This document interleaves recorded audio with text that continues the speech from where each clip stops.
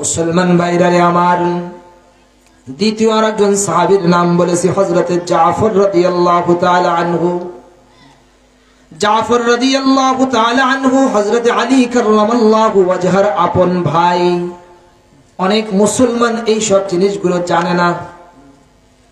হযরত জাফর রাদিয়াল্লাহু তাআলা আনহু হযরত আলী কাররামাল্লাহু ওয়াজহার আপন ভাই।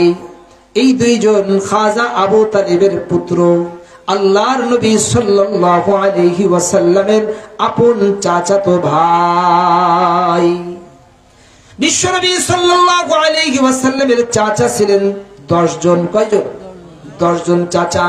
এই চাচার মধ্যে এক চাচা ছিলেন খাজা আবু তালেব। নাম কি? খাজা আবু তালেব।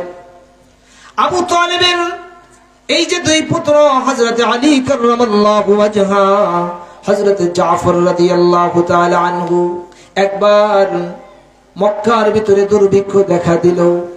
আল্লাহর নবীর আরেকজন চাচা হযরত আব্বাস রাদিয়াল্লাহু তাআলা আনহু, বিশ্বনবী সাল্লাল্লাহু আলাইহি ওয়াসাল্লাম ওই দুর্ভিক্ষের সময় ভালো অবস্থার ভিতরে ছিলেন। চাচার কাছে চলে গেলেন, আব্বাস রাদিয়াল্লাহু তাআলা আনহুর কাছে চলে গেলেন যে চাচা, আপনার আপন ভাই খাজা আবু তালেব, তার সন্তান অনেকগুলি, তিনি কষ্টের ভিতরে আছেন, চলেন তার কষ্টের ভারটা আমরা একটু কমায় দেই। আমরা দুইজন সন্তানের দায়িত্ব ভার গ্রহণ করি। আল্লাহর নবী সাল্লাল্লাহু আলাইহি ওয়াসাল্লাম হযরত আলী কাররামাল্লাহু ওয়াজহার দায়িত্ব নিলেন, হযরত আব্বাস রাদিয়াল্লাহু তাআলা আনহু হযরত জাফর রাদিয়াল্লাহু তাআলা আনহুর দায়িত্বভার গ্রহণ করলেন। এমন দায়িত্বভার গ্রহণ করা দরকার আছে না নেই? এক ভাইয়ের অনেকগুলি সন্তান, আর এক ভাইয়ের সন্তানই নাই। আপনি ওই ভাইয়ের দুইটা, একটা মেয়ের দায়িত্ব গ্রহণ করেন অথবা একটা ছেলের দায়িত্ব গ্রহণ করেন, কি বলেন? এটা দরকার আছে না নেই? এটা ইসলামের শিক্ষা, ইসলামের শিক্ষা। এইভাবে যদি কোন মুসলমান দায়িত্বভার গ্রহণ করে তাহলে তার অনেক মর্যাদা আল্লাহ তাআলা কিয়ামতের ময়দানে দিবেন। হাদিস শরীফের ভিতরে আসছে, আল্লাহু ফি আউনিল আবদি মা কানাল আবদু ফি আউনি আখি। কোন বান্দা যদি কোন ভাইয়ের সাহায্যে লেগে থাকে, কোন মুসলমান ভাইয়ের সাহায্যে লেগে থাকে, আল্লাহ তাআলা স্বয়ং নিজে তার সাহায্যে লেগে থাকে। হযরত জাফর রাদিয়াল্লাহু তাআলা আনহু প্রথম দিকে মুসলমান হয়ে যান। যখন ইসলামের উপরে, মুসলমানদের উপরে চরম জুলুম চলতেছিল, রাসূল পাক সাল্লাল্লাহু আলাইহি ওয়াসাল্লাম অনুমতি দিয়ে দিলেন হিজরত করার জন্য। হযরত জাফর রাদিয়াল্লাহু তাআলা আনহু একটা জামাত নিয়ে, একটা দল নিয়ে তারা হিজরত করে আবিসিনিয়ায় চলে গেলেন বাদশা নাজ্জাশীর দরবারে। কোন জায়গায়? বাদশা নাজ্জাশীর কাছে। সেখানে গিয়ে তারা একটু আশ্রয়ের ব্যবস্থা পেলেন। বাদশা নাজ্জাশী তাদেরকে বেশ সুন্দরভাবে থাকার ব্যবস্থা করে দিলেন। কিন্তু মক্কার যারা কাফের ছিল তাদের কাছে এটাও সহ্য হলো না, দুইজনকে পাঠায় দিয়েছে অনেক উপঢৌকন দিয়ে। মুসলমান ভাইরা রে আমার, আমরা যে ইসলাম পেয়েছি অনেক সহজে, কোনো কষ্ট করতে আমাদের হয়নি, কিন্তু সাহাবায়ে কেরাম তারা অনেক কষ্ট করে ইসলাম পেয়েছে। কষ্ট করতে হয়নি, এই জন্য ইসলামের মূল্যটা আমরা বুঝি না। ইসলামের কালেমা এমনি এমনি পড়ি বুঝি না। লা ইলাহা ইল্লাল্লাহু মুহাম্মাদুর রাসূলুল্লাহ। এই কালেমা এখন কত সুন্দরভাবে পড়া যাচ্ছে, কত সুন্দর প্যান্ডেলের ভিতরে করা যাচ্ছে, কিন্তু এমন একটা জামানা গেছে যেই জামানার ভিতরে এভাবে কালেমা পড়া যেত না। হযরত জাফর রাদিয়াল্লাহু তাআলা আনহু যখন আবিসিনিয়ায় চলে গেলেন, দুইজন কাফের উপঢৌকন নিয়ে বাদশার কাছে চলে গেছে। বাদশা নামদার, আমাদের এলাকার কিছু মানুষ আপনার এলাকায় আসছে, প্রত্যেককে এভাবে উপঢৌকন দিয়েছে, তাদেরকে আমাদের সঙ্গে পাঠায় দেন। বাদশা বললেন, তাদের সঙ্গে কথা না বলে আমি পাঠাতে পারি না, কি বলেন ঠিক না বেঠিক? বাদশা তাদেরকে ডাকলেন, রাজ দরবারে ডাকা হলো।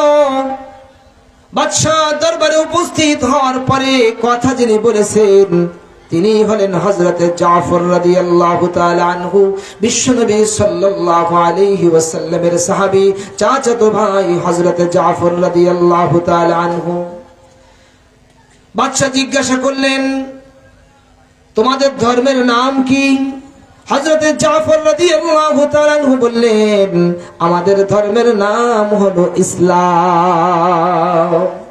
বাদশা জিজ্ঞাসা করলেন, ইসলাম কি শিক্ষা দেয়? জাফর রাদিয়াল্লাহু তাআলা আনহু বললেন, ইসলাম এই শিক্ষা দেয় একমাত্র আল্লাহ পাক রব্বুল আলামিনের ইবাদত করতে হবে, আল্লাহর সঙ্গে কাউকে শরীক করা যাবে না। তোমাদের নবীর নাম কি? হযরতে জাফর রাদিয়াল্লাহু তাআলা আনহু বললেন, আমাদের নবীর নাম নবী মুহাম্মদুর রাসূলুল্লাহ সাল্লাল্লাহু আলাইহি ওয়াসাল্লাম। তোমাদের নবীর উপরে কি কোন কিতাব নাজিল হয়েছে? সেই কিতাবের কোন অংশ কি তোমাদের জানা আছে? থাকলে একটু পড়ে শোনাও। হযরতে জাফর রাদিয়াল্লাহু তাআলা আনহু সূরা মারইয়াম থেকে তিলাওয়াত শুরু করে দিলেন। কাফ হা ইয়া আইন সাদ যিকরু রাহমাতি রাব্বিকা আবদাহু যাকারিয়া। জোরে বলেন আল্লাহু আকবার। তিলাওয়াত শুরু করছেন সূরা মারইয়াম, তিলাওয়াত করতেছেন, তিলাওয়াত করতেছেন, তিলাওয়াত করতেছেন। তিলাওয়াত করতে করতে জাফর রাদিয়াল্লাহু তাআলা আনহু চলে আসছেন। ক্বালা ইন্নী আবদুল্লাহ আতানিয়াল কিতাব ওয়াজআলানি নাবিয়্যা واجعلني مباركا أينما كنت وأوصاني بالصلاة والزكاة ما دمت حيا. سبحان মুসলমান ভাইরা আমার, হযরত জাফর রাদিয়াল্লাহু তাআলা আনহু এইভাবে যখন তিলাওয়াত করতেছেন, এদিকে বাদশা নাজ্জাশী কাঁদতে কাঁদতে অস্থির হয়ে গেছে। বাদশা নাজ্জাশীর দরবারে যে সমস্ত ধর্মগুরুরা আছেন তারাও কান্না করতে করতে তাদের কিতাব পর্যন্ত ভিজায় ফেলছে। বাদশা নাজ্জাশী বললেন, এ মক্কার কাফেররা শোনো,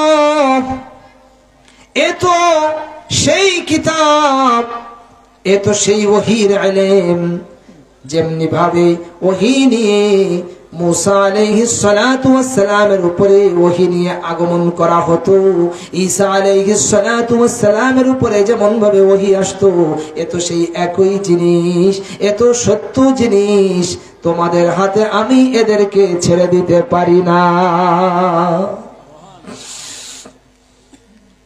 মুসলমান ভাইরা আমার, ইসলাম ধর্ম আমরা পেয়েছি, এই ধর্মকে মূল্যায়ন করেন। ইসলাম ধর্মকে মূল্যায়ন করতে হবে, কি বলেন ঠিক না বেঠিক? ইসলাম ধর্মকে আজ মূল্যায়ন না করার কারণে পরিবারের ভিতরে অশান্তি, ভাই ভাই কোনো মিল নাই, কি বলেন ঠিক না বেঠিক? এক প্রতিবেশী আর এক প্রতিবেশীর কাছে যায় না, দেখা সাক্ষাৎ করে না, সালাম মুসাফাহা করে না, একজন আরেকজনের খোঁজ খবর নেয় না, কি বলেন ঠিক না বেঠিক? ইসলাম যা শিখিয়েছেন, ইসলামের চেয়ে নিখুঁত কোন জিনিস আর এই পৃথিবীতে নাই। ইসলাম এত নিখুঁত, এর ভিতরে কোনো খুঁত নাই। জোরে বলেন সুবহানাল্লাহ।